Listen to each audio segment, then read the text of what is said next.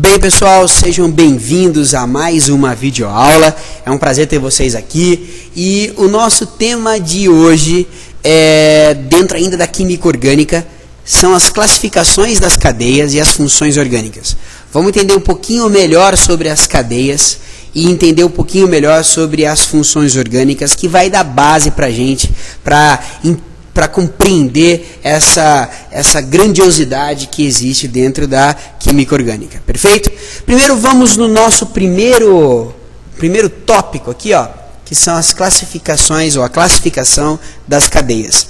Quando a gente pensa em classificação de cadeias, a gente tem alguns critérios. A gente tem o critério do formato. O primeiro critério nosso é o critério do formato. Se a cadeia é aberta, fechada, se ela é mista. Depois a gente tem em relação ao critério das ramificações.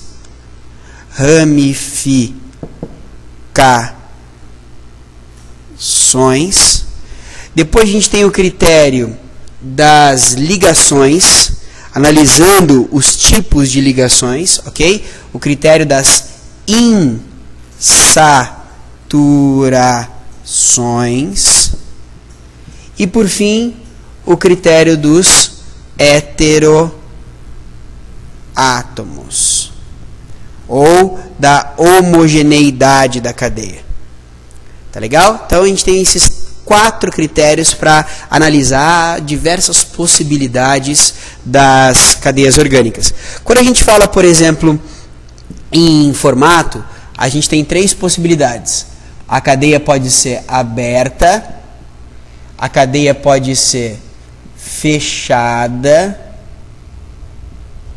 ou a cadeia pode ser mista. Tá certo? Quando a gente pensa nas ramificações, a cadeia pode ser normal ou ela pode ser ramificada. Quando a gente pensa nas insaturações, ela pode ser saturada ou insaturada. E por fim, quando pensamos nos heteroátomos, a gente vai ter as cadeias homogêneas e, que tal aqui? Heterogêneas. Legal. Quando a gente olhar para uma cadeia, o que a gente vai acabar fazendo vai ser usando essas terminologias para classificar a cadeia. Então, assim, ela vai ter um desses 3 nomes em rosa, ok? Ela vai ter um desses 3 nomes em rosa, vai ter um desses 2 nomes em verde, um desses 2 em cinza e um desses 2 em preto. Ou seja, ela não pode ser normal e ramificada ao mesmo tempo. Ou ela é normal ou ela é ramificada, entendem? A única situação que a gente vai poder ter essa possibilidade é a mista. A cadeia mista é quando a cadeia é fechada num pedaço e aberta no outro. Mas em geral é assim, ó, ou normal ou ramificada, ou saturada ou insaturada, homogênea ou heterogênea. Perfeito? Legal. Vamos tentar dar alguns exemplos dessas situações. Para tanto, eu vou usar aquela simbologia de bastão e representando os carbonos através de bastões e as quinas da representação, os próprios carboninhos. Perfeito? Vamos lá. Vamos fazer aqui. Vamos dar um exemplo de cadeia aberta. Essa daqui é uma cadeia aberta. O carbono que começa não coincide com o carbono que termina. Essa daqui já é uma cadeia fechada ou cíclica. Forma uma figura geométrica. Forma um hexágono, um pentágono, uma figura de 10 lados, enfim, vai acabar formando um ciclo. Já na cadeia mista, o que a gente vai ser a situação onde temos uma parte fechada e uma parte aberta. Veja, por exemplo, aqui, ó. Essa daqui já seria uma cadeia mista. Deixa eu limpar aqui para a gente poder focar aqui. Ó. Essa cadeia que aqui está, ela é ao mesmo tempo fechada nesse segmento. Quer ver? Nesse segmento aqui, ó, ela é fechada. E nesse segmento ela é aberta, uma cadeia mista. Perfeito? Joia. Aberta, fechada e mista. Perfeito. Vamos dar uma olhada aqui que seria uma cadeia normal. Uma cadeia normal é aquela que não tem ramificações de carbonos. A cadeia ela não se bifurca com carbonos. Ou seja, nós vamos ter uma situação onde não há um caminho, a não ser esse zigue-zaguezinho de carbonos. Diferentemente de uma cadeia ramificada. Na cadeia ramificada, ela tem ramificações de carbonos. Ok? A ramificação tem que ser de carbono. Não pode ser uma ramificação com oxigênio, nitrogênio. Então ela tem que ter essas zonas onde a cadeia se bifurca em mais de um caminho. Né? Como se fossem roupinhas penduradas num varal, vamos dizer assim. Aqui na cadeia normal é um varal sem roupinhas. E na cadeia ramificada é um varal com roupinhas penduradas. É claro que essas roupinhas da nossa analogia são fragmentos, né? São ramificações de carbono. Perfeito? Então, normal sem ramificações e a ramificada com ramificações. Joia? Joia. O que é uma cadeia saturada?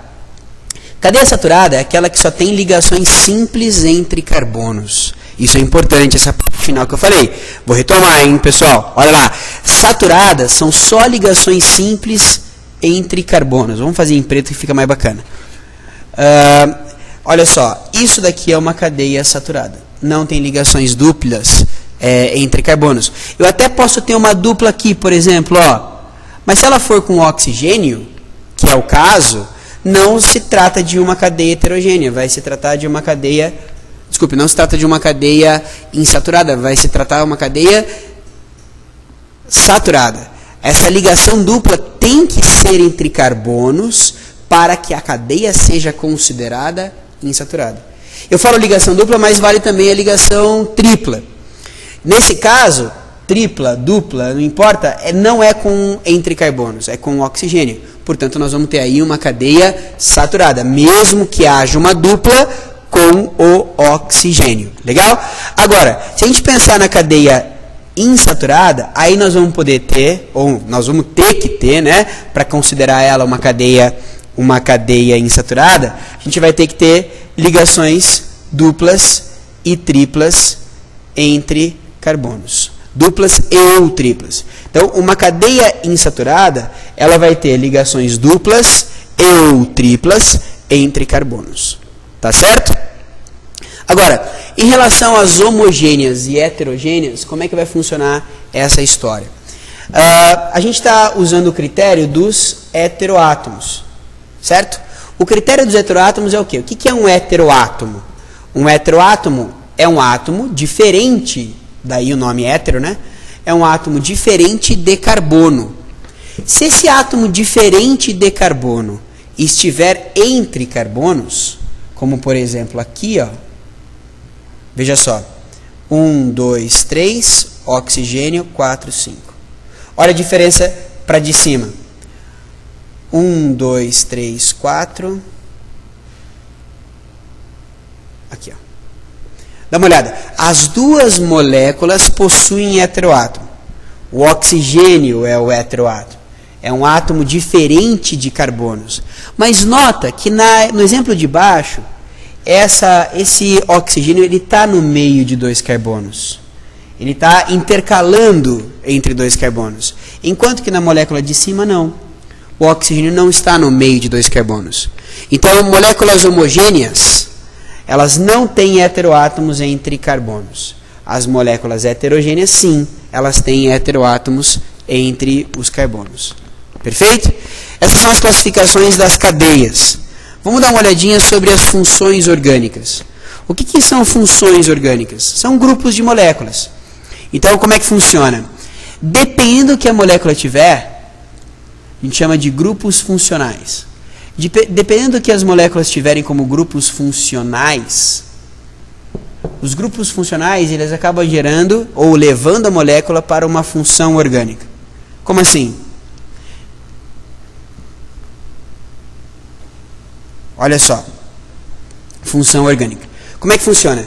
Grupos funcionais são pedacinhos de moléculas, fragmentos moleculares, fragmentos atômicos, que se a molécula tiver aquele pedacinho, por exemplo, um OH, um cloro, um NH2, dependendo do que a molécula tiver, ela vai ser classificada numa função. Então vamos imaginar que o grupo funcional é aquilo que a molécula tem. E função orgânica é o grupo que ela pertence. Parece trocado os nomes, né? Mas no fundo é isso mesmo. Função orgânica é o grupo que a molécula pertence, por ter na sua fórmula, por ter na sua estrutura, por ter na sua composição, é um grupo funcional específico. Vamos ver, a gente tem algumas funções que são importantes, aí você vai entender. Dependendo dos átomos ou fragmentos moleculares que a molécula tiver, ela vai se encaixar num grupo de moléculas, numa função orgânica. Beleza? Vamos lá ver algumas funções. Olha só. A função álcool. Função álcool é toda molécula que tem ligada a carbono, um carbono que faz 4 ligações simples, um OH. Então, para a molécula fazer parte da função álcool, ela tem que ter o grupo hidroxila ligado a um carbono que faz só ligações simples. Isso daí é a função álcool, por exemplo.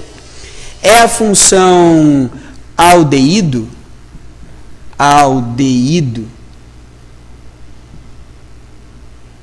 E aí é legal a gente ver a função aldeído, depois ver a função cetona, ver a função ácido carboxílico. É um aldeído a molécula que tem esse fragmentozinho aqui, ó, C-OH, que a gente chama do grupo funcional aldoíla. A molécula que tem o grupo funcional aldeíla é classificada como um aldeído. Todos os aldeídos possuem a aldoíla. É legal você saber que também pode ser escrito assim esse grupo funcional. Embora, claro, nessa maneira azul é a mais explícita e compreensível, a vermelha também pode aparecer em provas, exercícios, etc. Então, aldeído é o tipo de molécula que tem a aldoíla em algum ponto da sua estrutura. Perfeito? Uma outra função orgânica importante é a função cetona. Para a molécula ser considerada uma cetona, ela tem que ter um C-O no meio de 2 carbonos. A função cetona é o C-O no meio de 2 carbonos, e o C-O se chama de carbonila. Então, a função cetona, ela possui a carbonila no meio ligado, né, no meio de 2 carbonos. Essa seria a função cetona. Tá certo? Outra função importante para a gente é a função ácido carboxílico. Olha que nome bonito, gente. Ó, a função ácido carboxílico, ela tem que ter, para ser considerado um ácido carboxílico, ela tem que ter isso daqui, ó, C-OH, ok? Que vai acabar se chamando de carboxila.